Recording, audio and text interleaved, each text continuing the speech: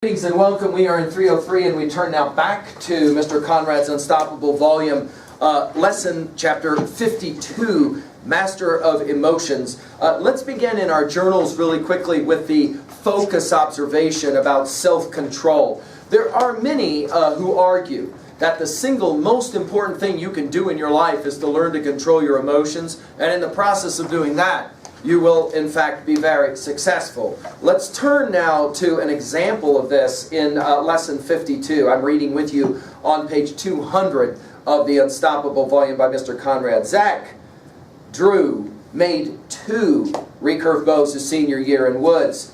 Both bows were beautiful, but one was exceptional. That bow was unlike any that had ever been made before in my class. Zach made the riser, the part where you hold the bow, out of purple heart and white ash. What made this bow a work of art was the checkerboard pattern he incorporated into the design. Zach spent countless hours shaping, filing, sanding this beautiful work of art. The finish was flawless. Unfortunately, the first time Zach shot an arrow, the bow snapped in two, breaking apart across the checkerboard pattern. When Zach walked into the shop that day and showed me what had just happened, I wanted to cry, literally. Zach, on the other hand, remained poised and relatively calm, considering what had just happened. He later attributed his self-control to a story I had read to his class over 2 years before. The title of the story was called "Today I Will Be Master of My Emotions" by Og Mandino. Needless to say, I was impressed, first because he recalled the story, and second because he was living it.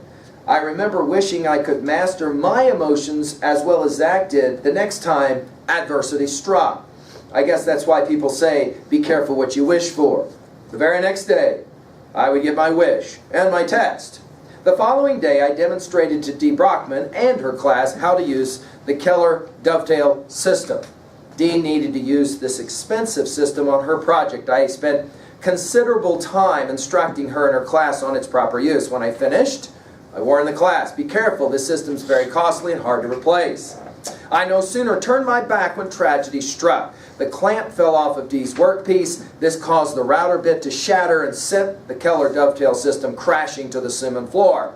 It all happened in an instant and made a horrific sound. Dee was in tears, and I could see that every eye in the shop was on me, waiting to see what I was going to do. Several other students needed to use this same exact setup. Now it was toast. I wanted to scream. I felt myself getting ready to lose it.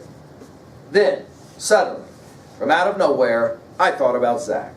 So I turned and walked into my office. I sat down and repeated the words out loud. The kid is more important than the tool, at least 10 times. After I calmed down, I walked back into the shop to console Dee. She was sobbing. I put my hand on her shoulder and told her it was all going to be okay. But she needed to order another bit right away. The last time I ordered a bit, it took 2 weeks to get it.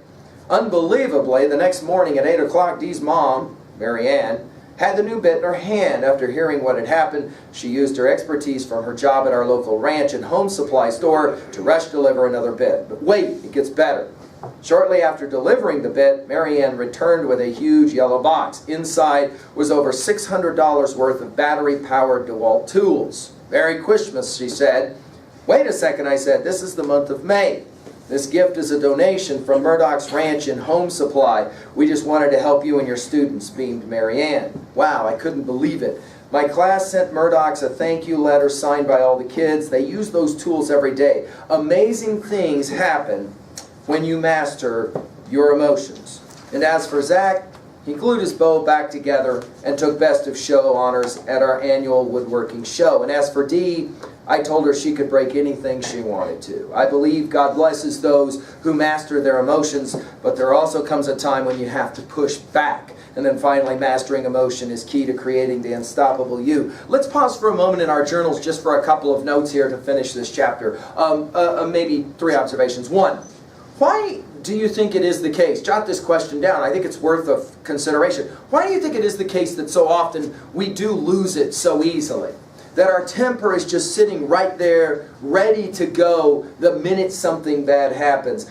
Traditionally, the answer is lack of discipline. Let's write that one down. A lack of discipline. The more disciplined you are, the more you can control your emotions and your temper. Number 2, of course, the question is, how do you find this level of discipline, this level of self-control? And the answer is usually in very small steps, increments. You can't get there in one huge giant step. It's got to be the ability to control your emotional states. Finally, study your models, both positive and negative, and the ways in which some people lose their temper so quickly, and the ways in which that affects then their peace of mind, their joy, and the like. So let's control our emotions would be another way to say this. Lesson 52 of the Unstoppable volume. Thank you.